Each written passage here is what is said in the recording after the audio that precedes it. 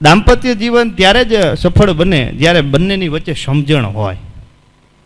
સમજણ ન હોય અને લાકડે માકડું ફિટ થઈ ગયું તો એ દાંપત્ય જીવન ક્યારેય ન બને. અને આપણી પાસે તમે નજર કરો તો રામાયણ, મહાભારત, વચનામૃત, શિક્ષાપત્રી, ડગલે ને પગલે જીવનમાં કેમ જીવવું અને ડગલે ને પગલે કાંઈ પણ પ્રોબ્લેમ થાય તો કેમ એનું સમાધાન કરવું એ આપણને ડગલે ને પગલે શીખવાડે જો સમજીએ તો. સાત્વિકતાની હરીફાઈ આપણા ગ્રંથમાં મળે જોવા લ્યો. ઘણી વાર બધા એમ કહેતા હોય ને કે આ કેવી રીતે જીવવું, એ તમે આ રામાયણ જુઓ તો રામાયણમાં જેને ઉદાહરણ કે વહુએ કેવી જીવવું, સાસુએ કેવી સલાહ દેવી જોઈએ. રામાયણની અંદર જ્યારે રામને વનમાં જવાનું થયું અને રામ ને લક્ષ્મણ ને એ બધા વનમાં ગયા ત્યારે ભરતને આ વાતની ખબર પડી. પછી ભરત સામે મળવા જાય છે. મળવા જાય ત્યારે જનકજી એમાં સાથે જોડાય છે અને પછી એ રામને મળે છે ત્યારે તમે જુઓ રામ સૌથી પહેલાં કઈને પગે લાગે છે. આ કેટલી ખાનદાની કહેવાય કે મને લેશ માત્ર પણ કે તમારા માટે આમાં દુર્ભાવ નથી. આ તો તમે મારા માટે બહુ મોટો ઉપકાર કર્યો કે મને વનમાં જવાનો મોકો આપ્યો જેથી કરી મને સંતો મહંતોના દર્શન થાય, મને જુદી જુદી વિદ્યાઓ જાણવા મળે, મને હું થોડો કઠોર બની શકું, મારું કોમળ મહેલમાં રહી રહીને તું હાવ કોમળ, હું એક રાજા તરીકેનો મારો સરખી રીતનો વિકાસ થાય. તમને એ પ્રકારની આ એક શિક્ષા લેવાનો તમને મોકો આપ્યો, કોઈ પણ જાતનો એના મોલમને.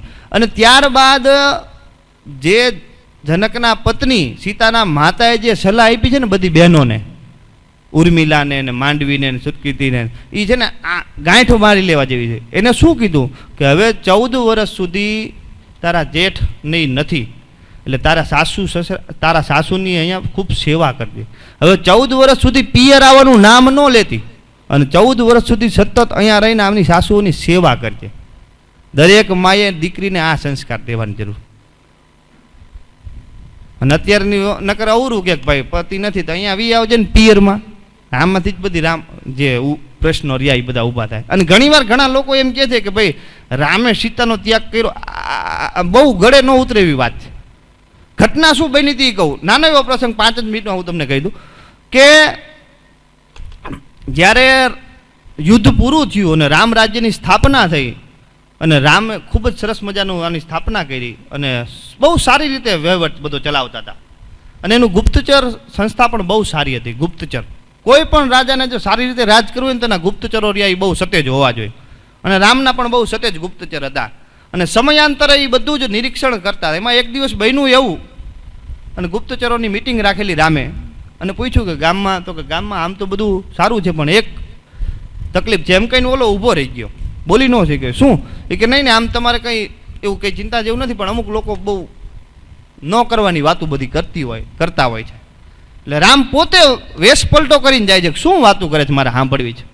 અને ઘટના એવી ઘટેલી કે એક ધોબીની બાઈ વચ્ચે નદી આવી, નદી ટપીને બીજા ગામમાં ગયેલી અને રાત્રે આવવામાં મોડું થઈ ગયું. અને એ નદીને જે પાર કરવાનો નાવિક હતો એને એવું કીધું કે અત્યારે એમાં ખૂબ જ પાણીનો પ્રવાહ ઉપરથી ધસમસતો આવી રહ્યો છે એટલે અત્યારે આપણે આ નદી પાર કરવી આપણા માટે હિતાવહ નથી, એટલે રાત્રે કોઈ કાળે નદી રહી પાર થઈ શકે એમ નથી. તો ઓલી બાઈ કે તો હું ક્યાં જાઉં, તમારે કે જો રહેવું હોય તો મારી કુટિયામાં તમે રહી શકો છો. એટલે એ બાઈ ત્યાં રહી અને બીજા દિવસે ત્યાં અયોધ્યામાં પહોંચી. એટલે ઓલા એના પતિએ રે એના મારઝૂડ કરીને એનો અસ્વીકાર કર્યો કે તું એક રાત આવી રીતે ઘરથી દૂર બીજાના ઘરે રહેલો છે.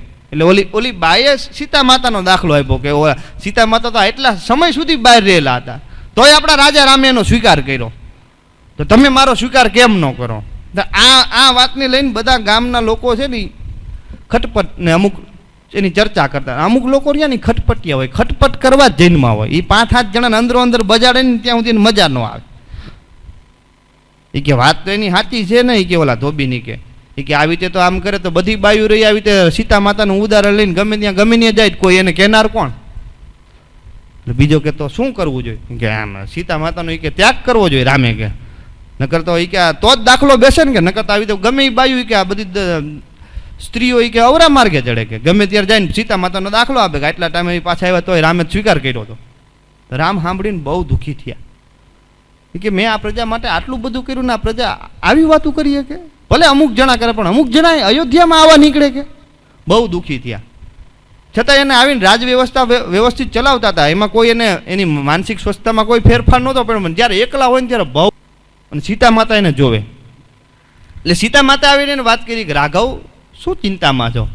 એ કે નહીં સીતે કોઈ તકલીફ નથી. તે કે રાઘવ, હું તમારા હાસ્ય પાછળના આંસુને હું જોઈ શકું. તમે શું ચિંતામાં છો મને વાત કરો માંડીને. એ કે ના સીતા કોઈ વાત નથી.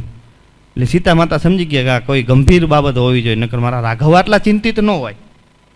એટલે એને ગુપ્તચરોને બોલાવ્યા સીતા માતાએ કે શું વાત છે, કેમ કે રાઘવ આટલા બધા ચિંતિત છે. એટલે એમને વાત કરી કે માં, અમુક લોકો આવી વાત કરે ને એટલા માટે રાઘવ ચિંતિત. એ કે બસ આટલી જ વાત છે. કે ગામ લોકો એમ કહે છે કે સીતા માતાનો ત્યાગ કરવો જોઈએ, નકર બીજી સ્ત્રીઓને કે ખોટો સંદેશો મળે ને એની ઢાલ લઈને આવી બધી પ્રવૃત્તિઓ કરે.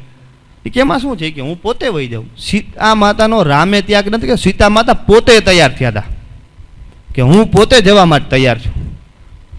અને રામને એ શબ્દ સાંભળતા જ એટલો બધો આઘાત લાગ્યો હતો. અને સીતા માતા પોતે પોતાની રાજીપાથી ગયા હતા, અને લક્ષ્મણજીએ મૂકવા ગયા હતા. સીતા માતા ગયા પછી રામે મહેલમાં હોવા છતાં મહેલના તમામ વૈભવનો ત્યાગ કર્યો હતો. નીચે સૂતા હતા અને વનફળ લાવીને ખાતા હતા. પછી એક કયું એને વૈભવ વ્યક્તિગત ઓલા તરીકે નહોતો મૂક્યો. અને એને કીધું સીતા માતાએ કે ભાઈ તમે પહેલાં રાજા છો, પછી મારા પતિ છો. તમે એક રાજા તરીકે નિર્ણય લેવાનો હોય, તમે નિર્ણય ન લઈ શકતા હું જાઉં છું.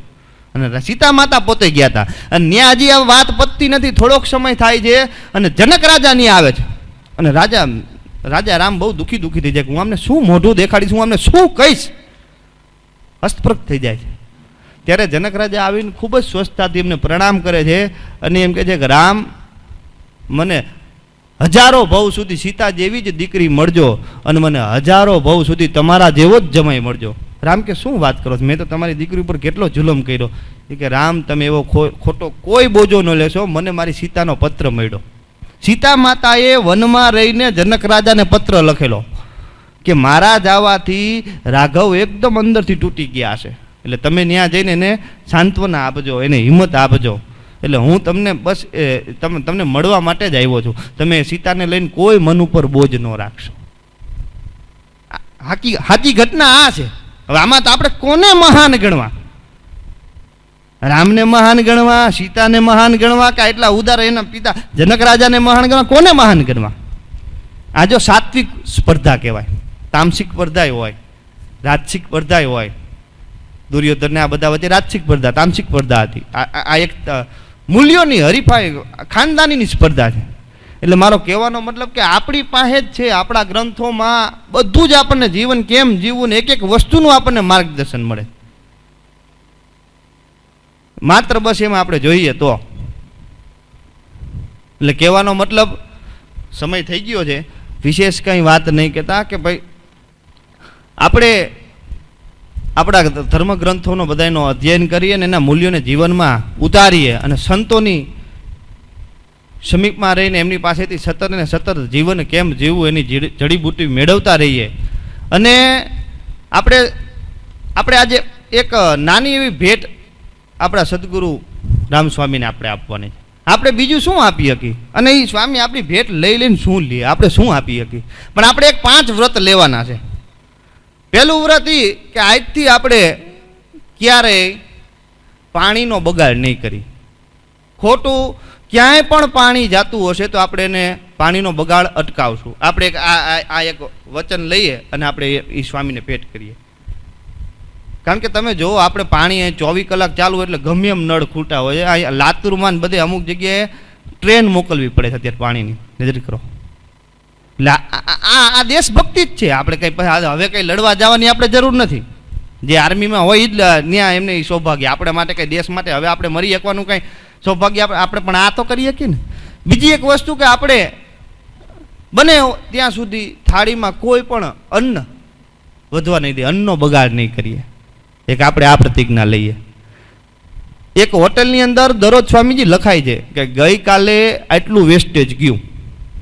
એમાં લખ્યું હતું કે ગઈકાલનું વેસ્ટેજ 49 કિલો હતું. કમસે કમ આમાંથી 180 થી 190 વ્યક્તિ જમી શક્યા હોત. તો આ એક હોટલનું તો આવી તો કેટલી હોટલનું ને કેટલા ઘરમાં કેટલું બધું વેસ્ટેજ દરરોજ જતું હશે. એટલે અને મારે તો આર્મીવાળાને બધા ઘણા બધા મિત્રો છે. આર્મીની અંદર એક સજા એક ગુનો આ ગણાય, તમે થાળીમાં હેઠું પડેલું હોય ને તો આખી 30 જણાને તમારી ટુકડી ને 30 દોડાવે હાથમાં બંદૂક રાખી. આર્મીની ટ્રેનિંગ દરમિયાન જે કોઈ ત્યાં દરરોજ ચેક થાય થાળી, એમાં જો પડ્યું હોય તો એકના થાળીમાં વૈધું હોય ને તો એ આખા 30 દોડાવે. આ કોઈ ઉપજાવી કાઢેલી વાત નથી, સત્ય વાત કરું છું. એટલે આપણે અન્નનો બગાડ નહીં કરી. ત્રીજી વસ્તુ, આપણે વીજળીનો બગાડ નહીં કરી, વીજળી ખોટી વ્યય નહીં કરી. અમુક વાર હું ઘણી જગ્યાએ જાઉં ને, ધોરા દિવસે અમુક તો ગામડામાં બોલો લાઇટું ચાલુ હોય, આપણે કંઈ બંધ કરતા કે ક્યાં બિલ આવે ડાયરેક્ટ છે. હવે તારે ન આપણી સરકારનું તો જાય છે ને. એટલે કહેવાનો મતલબ આપણે આ પણ નહીં કરીએ. અને ત્રીજી વસ્તુ, પછીની વસ્તુ કે આપણે પર્યાવરણને ક્યારેય ખલેલ નહીં પહોંચે. આટલા વ્રત લઈને આપણે એક જન્મદિવસની આપણે ભેટ રૂપે આપણે આટલા વચન લઈએ તો બધા જ આ એક સંકલ્પ કરીએ. બહુ વિશેષ કંઈ નહીં કહેતા. कृपा सिंदूर में तेरी कृपा चाहता हूँ, किए हुए कसूर की मैं क्षमा चाहता हूँ, बहुत की है बेफुजूल बातें मैंने, अब जपे नाम तेरी ऐसी जुबा चाहता हूँ. जय स्वामीनारायण. अस्तु.